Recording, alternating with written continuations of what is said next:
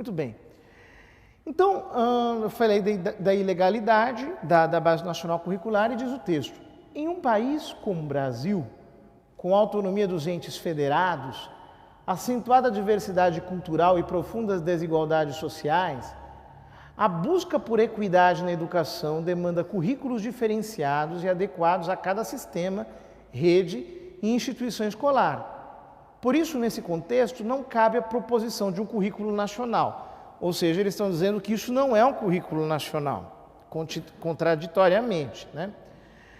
A Base Nacional Curricular Comum e currículos têm papéis complementares para assegurar as aprendizagens essenciais definidas para cada etapa da educação básica, uma vez que tais aprendizagens só se materializam mediante o conjunto de decisões que caracterizam o currículo em ação. Portanto, o que eles estão dizendo aqui é que, embora isso não seja um currículo, isso será a base para o currículo e, na prática, os currículos em ação terão de levar adiante a Base Nacional Curricular, terão que operar a Base Nacional Curricular, de tal modo que isso seja efetivado por um conjunto de decisões. Só que não para por aí. Diz: a primeira tarefa de responsabilidade direta da União será a revisão da formação inicial e continuada dos professores para alinhá-las à BNCC. Em outras palavras, nós não iremos definir o que vocês ensinam, mas nós iremos formar vocês para que vocês ensinam aquilo que nós definimos. Segundo a Lei de Diretrizes e Bases, na educação formal, os resultados das aprendizagens precisam se expressar e se apresentar como sendo a possibilidade de utilizar o conhecimento em situações que requerem aplicá-lo para tomar decisões pertinentes. A este conhecimento mobilizado, operado e aplicado em situação se dá o nome de competência.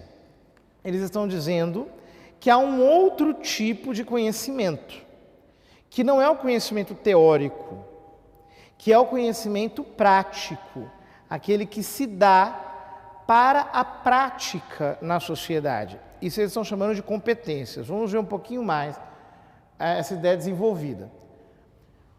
No novo cenário mundial, comunicar-se, ser criativo, analítico crítico, participativo, produtivo e responsável requer muito mais do que a acumulação de informações. Nesse texto, lá na página 17, diz: são competências que se contrapõem à concepção de conhecimento desinteressado e erudito, entendido como fim em si mesmo. Ou seja, nós não queremos educar para que você adquira conhecimento que tenha validade em si mesmo. Você vai ter que deixar de lado todo conhecimento que tiver validade em si mesmo para se dedicar apenas aos conhecimentos que servem utilitariamente para alguma finalidade na sociedade. Isso, talvez na sua cabeça, não tenha muito sentido. Mas quando nós meditamos um pouquinho, nós conseguimos perceber a pertinência disso. Vocês vejam, antigamente a educação tradicional e a educação clássica eram modelos educacionais baseados na assimilação de conteúdo. Na educação tradicional isso é fundamental. Se vocês lerem o opúsculo sobre o modo de aprender do Hugo de São Vítor, o primeiro passo qual é? Lectio, é a leitura. Para que você adquira o quê? Conteúdo. Por quê? Na medida em que você adquire conteúdo, você vai verificar se aquele conteúdo corresponde à realidade. Na educação tradicional, você não estuda conteúdos. Você estuda a realidade, comparada com os conteúdos que você vai abstraindo, que são ferramentas para conhecê-la, para explorá-la. E uma vez que você confere conteúdo, com a realidade e há uma adequação daquilo que você abstraiu com a coisa em si, com a realidade. Nesse momento, na sua mente, brilha a luz da verdade.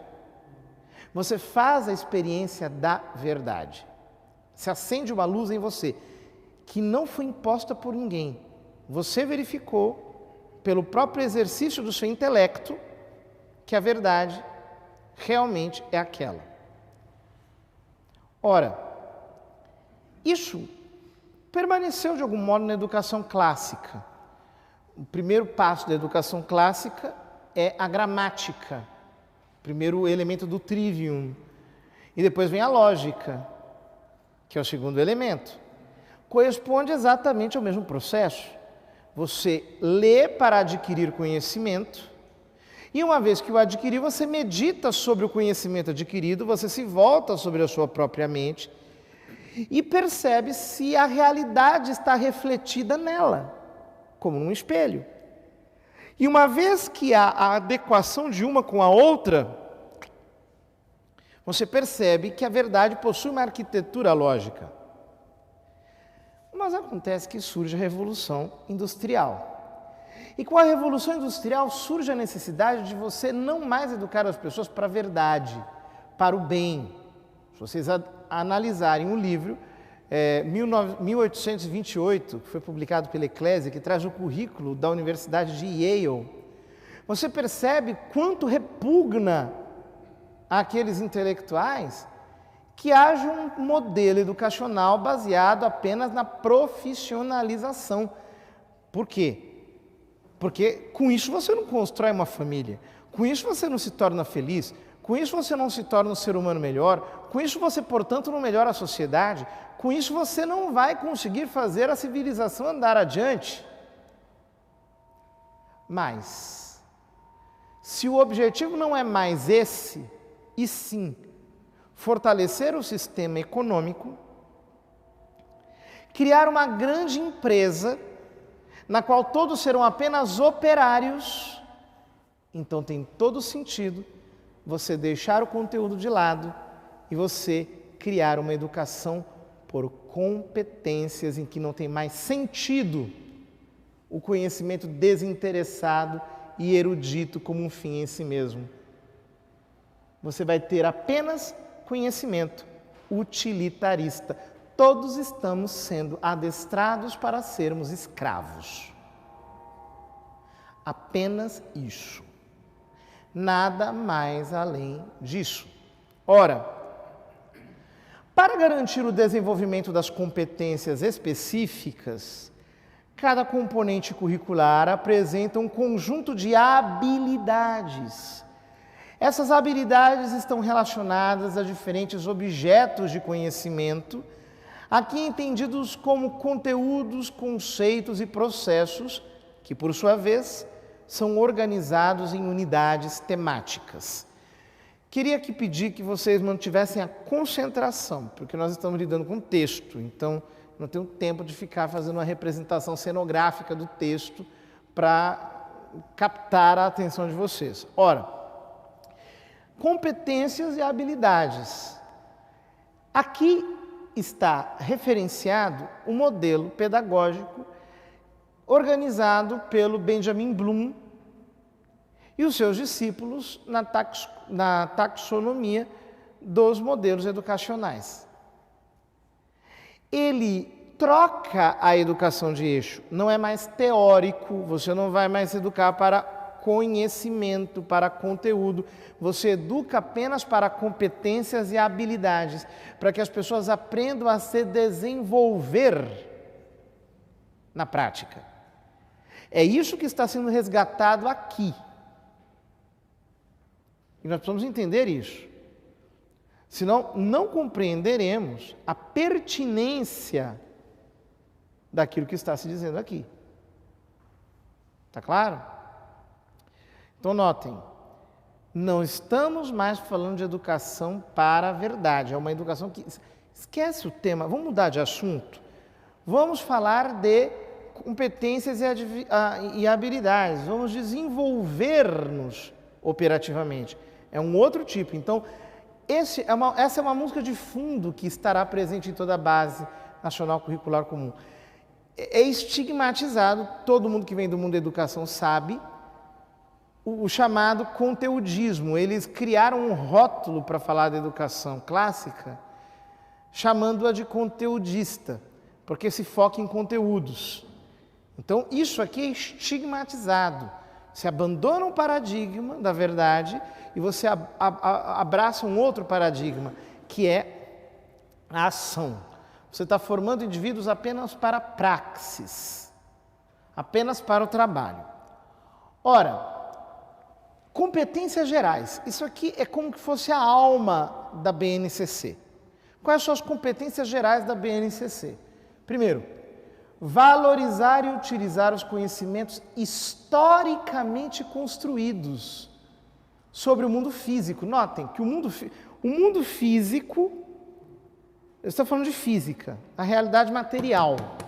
O conhecimento sobre isso é historicamente construído, ele não tem uma valência atemporal. É apenas uma valência imediata, histórica. Também sobre o mundo social e cultural, para entender e explicar a realidade, fatos, informações, fenômenos e processos linguísticos, culturais, sociais, econômicos, científicos, tecnológicos e naturais, colaborando para a construção de uma sociedade solidária. Então, você já está embutindo como finalidade, no processo educacional, um telos, um fim sociológico. Continua. 3. Desenvolver o senso estético para reconhecer, valorizar e fruir as diversas manifestações artísticas e culturais, das locais às mundiais, e também para participar de práticas diversificadas da produção artístico-cultural. Em outras palavras, você vai destruir o senso estético das pessoas. Você vai ter que aprender a admirar o funk, você vai ter que aprender a achar lindo, né, um texto completamente estúpido. Por quê? Porque você tem que desenvolver o senso estético, é exatamente isso, você perder o senso estético. Né? Porque, é claro, você já coloca como dever estético a necessidade de fruir de toda a diversidade cultural. Você já ouviu dizer que gosto não se discute? Quer dizer, se você já impõe um dever estético à pessoa, você já está deformando o princípio. Está claro? Vocês vejam como que a coisa está embutida nas entrelinhas da linguagem. Continua. 5. Utilizar tecnologias digitais de comunicação e informação de forma crítica. Quer dizer, você tem que usar o computador de forma crítica. Aqui, utilizar de forma crítica, aqui esse crítico aparece como um refrão por toda a base nacional curricular comum. Eles aqui estão, obviamente, resgatando o tema da teoria crítica, do Horkheimer, da Escola de Frankfurt. Quer dizer, você tem que, em tudo, estar com uma espécie de radar crítico no qual você enxerga interesses por trás de toda a realidade. Você precisa demolir a realidade inteira, submetendo-a a uma crítica implacável. É disso que eles estão falando. Inclusive o computador. As tecnologias você usa questionando-as do ponto de vista total. Quer dizer, sem nenhum tipo de relacionamento tranquilo, né? Nas diversas práticas do cotidiano, ao se comunicar, acessar e disseminar informações, produzir conhecimentos e resolver problemas. 6. Valorizar a diversidade de saberes e vivências culturais e apropriar-se de conhecimentos e experiências que lhe possibilitem entender as relações próprias do mundo do trabalho, olha lá, em fazer escolhas alinhadas ao seu projeto de vida pessoal, profissional e social, com liberdade, autonomia, consciência crítica e responsabilidade. Quer dizer, você já tem que, os saberes, já de cara, a criança já entra pressupondo que os saberes, ela não sabe nada, mas ela já tem que saber que os saberes são totalmente relativos. Eles são totalmente relativos uns aos outros. 7. Argumentar com base em fatos, dados e informações confiáveis para formular, negociar e defender ideias, ponto de vista e decisões comuns que respeitam e promovam os direitos humanos e a consciência socioambiental em âmbito local, regional e global, com posicionamento ético em relação ao cuidado de si mesmo, dos outros e do planeta. Isso aqui é a alma da BNCC. Então, já coloca lá o tema dos direitos humanos como uma necessidade argumentativa. Você instala isso na criança. Aqui é uma pérola. 9.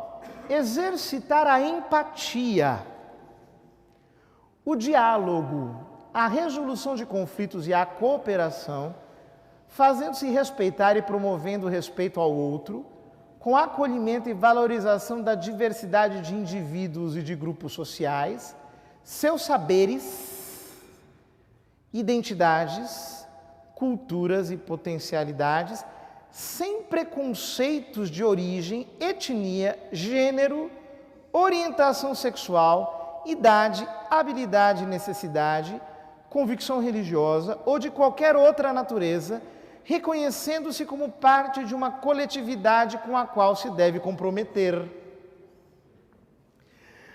Isso aqui, notem, saiu na Folha de São Paulo uma notícia que, na hora em que eu vi, eu percebi que aquilo era para enganar trouxa, de que o ministro da Educação tinha tirado o tema de gênero da Base Nacional Curricular Comum. Notem, não apenas não tirou, como ela faz parte das competências gerais. O tema tem que estar em todo o currículo de todas as escolas. E ele tem que estar para gerar empatia, diálogo. Olha aqui, você tem que respeitar os saberes. Ou seja, é um amordaçamento que você coloca para a criança desde que ela é pequenininha. Você tem que respeitar, o seu senso estético está errado, você tem que se abrir à diversidade de saberes. Pare com esse assunto de verdade, isso é autoritário, isso é impositivo. É aquele videozinho, Modern Education, vocês devem ter visto no YouTube. Aquilo aplicado efetivamente, você tem que colocar na criança isso como um princípio, Ela não pode sequer sentir diferentemente disso. É empático, você tem que gerar empatia nela. 10º, agir pessoal e coletivamente com autonomia, responsabilidade, flexibilidade, resiliência e determinação, tomando decisões com base nos conhecimentos construídos na escola, segundo princípios éticos, democráticos, inclusíveis, sustentáveis e solidários. Quer dizer, por aqui você percebe que está totalmente escondido está escondida a mordaça, Está completamente escondida. E mais, você tem aqui a presença dessa palavra ética na base inteira, Não dá tempo de eu comentar isso aqui, mas nos parâmetros curriculares nacionais está muito bem comentado o que é ética e não é nada daquilo que nós entendemos por ética. É exatamente o contrário. É algo muito aproximado com o que o Jürgen Habermas entende por ética. Quer dizer, não existem valores morais objetivos, todos eles são contextuais e, no fundo, o que nós temos que fazer, voltando aqui, é nos comprometer com a coletividade, vamos viabilizar a coletividade. né? Você como que absorve a ética numa política sem valores, cujo único valor é a convivência e a tolerância irrestrita, obviamente, restrita a quem pensa diferente, né? Esses aí não têm direito de existir. Bom, a base, então são os 10 mandamentos aqui, que são as competências da BNCC, as competências gerais.